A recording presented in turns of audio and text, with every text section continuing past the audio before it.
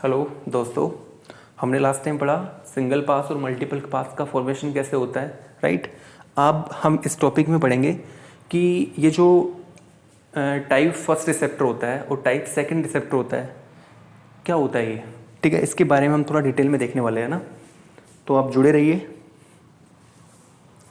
मैं थोड़ा आपके लिए इसको थोड़ा प्रॉपर तरीके से सही कर देता हूँ ताकि आपको दिखने में दिक्कत ना आए, ठीक है जी। तो हमने मेम्ब्रेन ट्रांसपोर्ट पढ़ा, उसके बाद हमने प्रोटीन टारगेटिंग पढ़ ली। प्रोटीन टारगेटिंग में हमने बहुत सारी चीज़ें पढ़ी और अब हम पहुंच चुके हैं टाइप फर्स्ट रिसेप्टर और टाइप सेकंड रिसेप्टर के पास, ठीक है जी।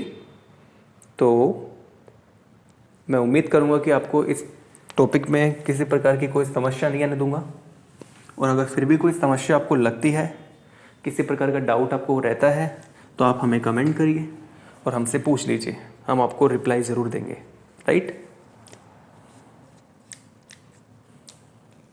तो ये बात है। अब हम आगे चलते हैं और हम आपको बताते हैं कि कैसे रिसेप्टर का फॉर्मेशन होता है, ठीक है जी। आ जाइए। सेल बायोलॉजी बहुत ही बेहतरीन टॉपिक है, इससे अच्छा कोई टॉपिक नहीं हो सकता CSR का। और अगर आपको सेल बायोलॉजी आती है ना, तो मैं आपसे वादा करता हूँ कि आपको किसी भी यूनिट में दिक्कत नहीं आएगी। सेल बायोलॉजी सबको कनेक्ट करती है। सेल मतलब आप जानते हो, सेल ही सब कुछ है, हाँ। अगर आपको सेल के बारे में नॉलेज हो जाएगी सारी कुछ, सेल के बाहर क्या होता है, अंदर क्या होता है, कैसे क्या प्रोसेस होता है, तो आपके लिए कोई बड़ी चीज़ नहीं है किसी भी टॉपिक को समझना, राइट। तो सेल बायोलॉजी पे थोड़ा सा फोकस ज़्यादा होना है as compared to other unit, क्योंकि आपने सेल अच्छे से कवर कर ली तो फिर आपकी मोल, आपकी क्या बोलते हैं उसको, प्लांट फिजियोलॉजी, डेवलपमेंट बायोलॉजी, इनमें कुछ रहेगा ही नहीं। बस एक जेनेटिक्स वगैरह है तो वो थोड़ा अलग पोर्सन है, टूल टेक है वो अलग पोर्सन है, तो वो उनको आपको पढ़ना पड़ेगा। बाकी इनमें सब मिलता जुलता है। फिर आपको आ गया ना सेल एक बार समझ में, तो फिर आपको एनिमल, प्लांट वगैरह, डेवलपमेंट वगैरह, मॉलिक्यूलर बायोलॉजी में कोई दिक्कत नहीं आएगी, है ना। तो इसको थोड़ा सा डीप फोकस होना है सेल के लिए हमें ना। आइए देखते हैं। तो अब हम आगे बढ़ रहे हैं और अब हम पढ़ेंगे कि कैसे हमारे पास रिसेप्टर का फॉर्मेशन होता है। तो इस चीज़ को हम देखने जा रहे हैं, आइए देखते हैं। तो ये देखो, मैंने यहाँ पे बनाया ER, ये क्या है बताओ, ये है एंडोप्लाज्मिक रेटिकुलम, ठीक है जी। यहाँ पर मेरे पास एक प्रोटीन था, मैंने पूछा यार आपके पास में कोई एंकर सीक्वेंस नहीं है क्या। एंकर मतलब कोई ऐसा सीक्वेंस नहीं है कि चिपकाने वाला सीक्वेंस, आप अंदर आ चुके हो, आप अंदर आ चुके हो, मतलब आपके पास कोई एंकर सीक्वेंस नहीं था क्या। एंकर का मतलब समझ पा रहे हो ना, मतलब आपके पास कोई हाइड्रोफोबिक पेज नहीं था क्या। इसने कहा नहीं, मेरे पास कोई एंकर सीक्वेंस नहीं था, मेरे पास कोई एंकर सीक्वेंस नहीं था, नो एंकर सीक्वेंस। अब एंकर सीक्वेंस नहीं होगा तो इजीली ये माइटोकॉन्ड्रिया के सॉरी ER के यहाँ पे आ चुका है अंदर की तरफ, कोई दिक्कत नहीं आई। लेकिन मैंने एक प्रोटीन को देखा, ये उसका एन टर्मिनल है और ये उसका C टर्मिनल है।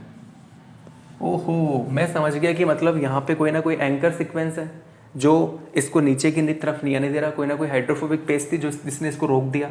फिर मैंने देखा कि मेरे पास एक प्रोटीन है, ये उसका C टर्मिनल है और ये एन टर्मिनल है।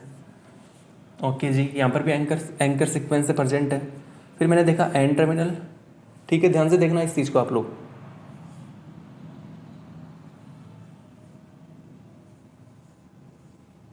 ठीक है जी, ये लो जी C टर्मिनल।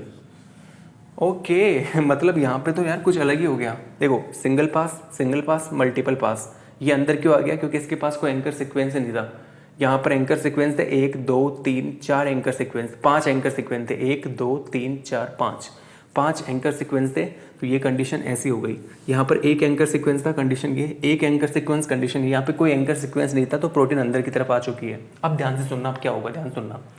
अब देखो, अब होगा क्या, अब होगा वेसिकल फॉर्मेशन। देखो यहाँ से ER से क्या बनेगी, वेसिकल, वेसिकल फॉर्मेशन होगा। वेसिकल फॉर्मेशन का मतलब आप समझ पा रहे हो क्या। देखो यहाँ से वेसिकल फॉर्मेशन होगा। अब वेसिकल फॉर्मेशन में होगा क्या, देखो ध्यान से देखना आप लोग, ये सारी की सारी प्रोटीन ये लो जी, मैं इसको ऐसे बना के समझाता हूँ आपको। अब ये इस पे घूमते रहेंगे ना, मैंने कहा था ना आपको हाइड्रोफोबिक है, इजीली प्लाज्मा मेम्ब्रेन में घूमेंगे लेकिन छोड़ के नहीं आएंगे प्लाज्मा मेम्ब्रेन को। कहा था ना मैंने आपको ये बात, घूमते रहेंगे लेकिन छोड़ के नहीं आएंगे। तो हम क्या करें, कैसे इनको समझें, तो आइए देखते हैं। तो यहाँ पर ये आपका ER है, कोई दिक्कत ही नहीं है। ये देखो वेसिकल फॉर्मेशन होने जा रहा है, वेसिकल फॉर्मेशन होने जा रहा है। ये आपका एन टर्मिनल था, सी टर्मिनल, ठीक है। ये आपका एन टर्मिनल, ये आपका सी टर्मिनल, और ये आपका सी टर्मिनल 1 2 3 4 5 एन टर्मिनल। ये कंडीशन हो चुकी है। अब ये वेसिकल यहाँ से पिंच कर जाएगी। पिंच, ये इस प्रोसेस को पिंचिंग बोलते हैं, अलग होना। यहाँ पे डायनामिन प्रोटीन आती है, डायनामिन प्रोटीन होती है। डायनामिन प्रोटीन का काम होता है पिंचिंग में। यहाँ से क्या कर जाएगी, पिंच कर जाएगी, पिंचिंग, पिंचिंग, पिंचिंग है ना। तो यहाँ से पिंचिंग होगी। पिंचिंग होने के बाद ये कंडीशन हो जाएगी। कोई दिक्कत है किसी को? नहीं होगी ना। तो ये देखो, ये एन टर्मिनल है, ये सी टर्मिनल है, ये एन टर्मिनल है और ये सी टर्मिनल है।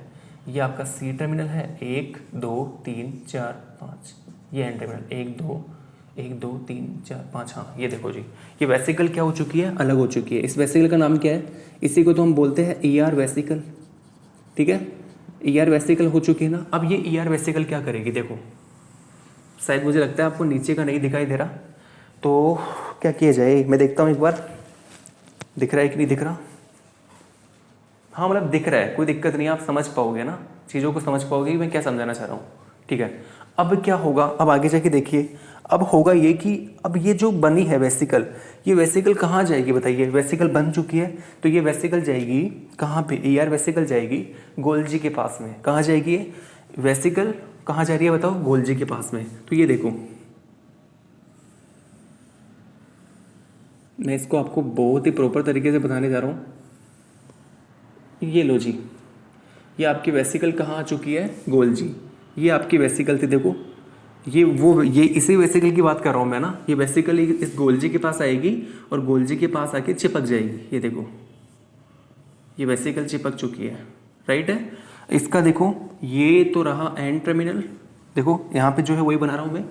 ये सी टर्मिनल है, एन टर्मिनल, सी टर्मिनल, और ये देखो सी टर्मिनल 1 2 3 4 5 एन टर्मिनल। अब क्या होगा, अब देखो क्या होगा, ध्यान से देखना। अब ये क्या होगा, इससे अटैच हो चुकी है तो इधर की तरफ आएगी।